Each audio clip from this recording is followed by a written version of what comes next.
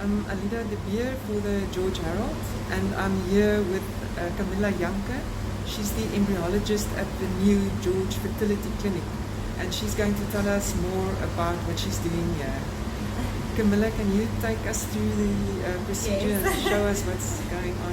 I can. So you can come inside. It's fine. Put all the necessary things on. So this is our little lab. I'm just going to take you through just the different stages or the different steps that we can see here. Okay. So I think the first thing to start off with is can you please stop for a second? Sorry. Okay, so I'm going to start off with this machine here. This is our incubator, our benchtop incubator. This is where the eggs and embryos live. So basically we call it our little artificial room, and it's set at a certain temperature and supplied with gases to mimic the inside of what a uterus would be. So this is our artificial uterus, and this is where our eggs and embryos live. This thing below it is called a big box incubator. Back in the day before benchtop incubators were invented, embryos were cultured in these incubators. Now we just use them for warming dishes and warming media. Okay. This big noisy thing here is our laminar flow. This is basically what we work under, and it just is a sterile environment. So it is just cleans the air on the inside. So this is how we work sterile. Okay.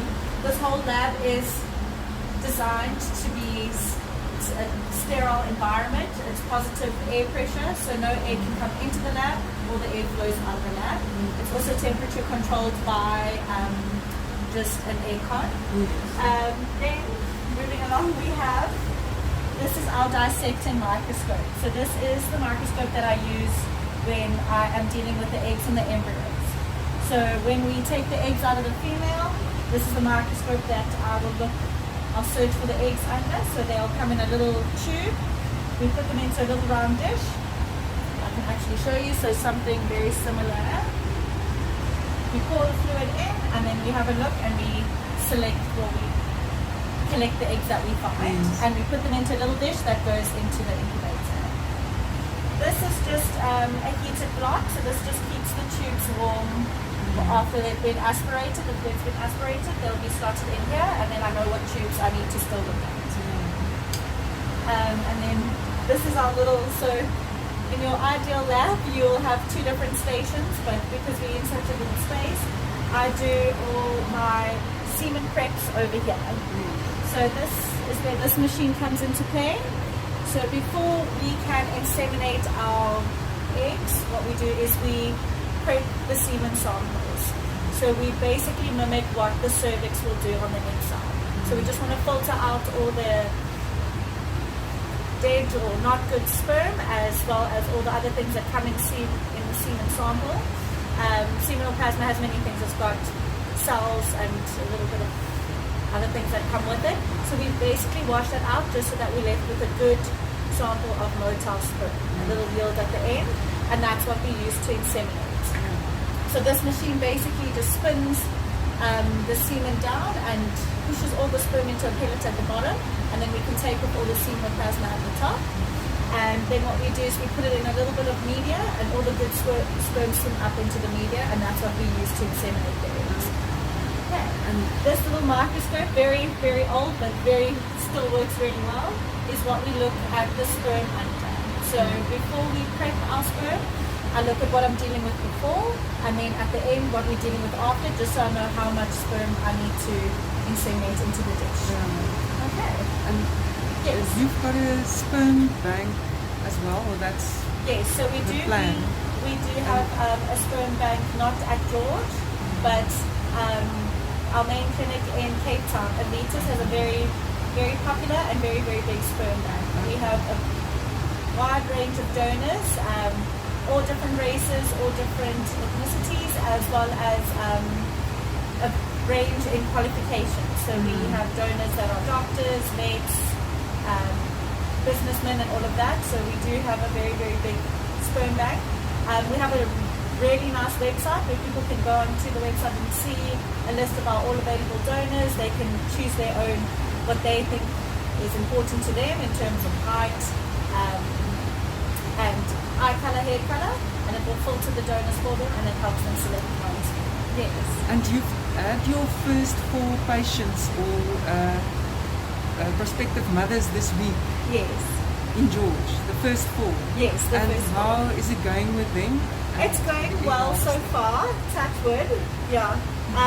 It's the fertilization has been good, especially so we usually expect some of our older patients we're quite nervous when it comes to fertilization, especially when they're doing IVF, because we can't really control what happens.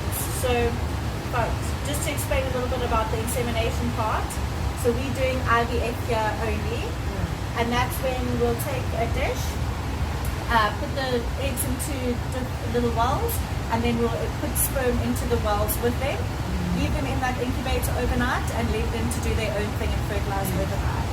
So this morning, which is what I did this morning just before you arrived, I just checked fertilization. Yeah. Okay. And you have a few embryos now. I do. So one of the patients is already on her day, on Friday, on her day 3. Yes. So we're hoping that she has between 6 to 8 cell embryos. She had a few that fertilized. I'm just going to full that fertilized. So we will only check them again on Sunday. So all of our patients are going to be transferred on Sunday. Yeah. And we'll only have a look at them then. So I check them on their day 1, which is the day of fertilization. So if we took the eggs out yesterday, then we check for fertilization today. So we always check the day after. And that's the day 1, and that's how we culture. So we usually culture until day 5 to day 7. You can transfer any day from day 2 to day 7 if depending on certain factors. It doesn't really matter what day you transfer, it's just basically if you can select the best embryo. We do undisturbed culture, so I check for fertilization once and then I don't check them again until day of transfer. Thank you very much. So all of our frozen samples will be stored in this tank, and that's eggs, sperm, and embryos. Yes. So those 3 things will fit in here. If you have a look, it's liquid nitrogen, so it bubbles quite a bit. You can see it's nice and smoky. It's very, very cold. How cold? It's minus 196.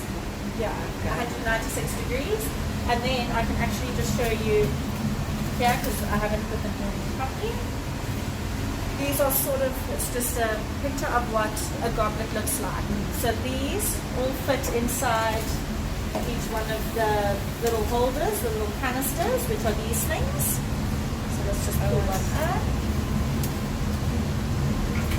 Okay, so there's a metal canister, and then these usually fit in here quite nicely. And that's how we track our samples.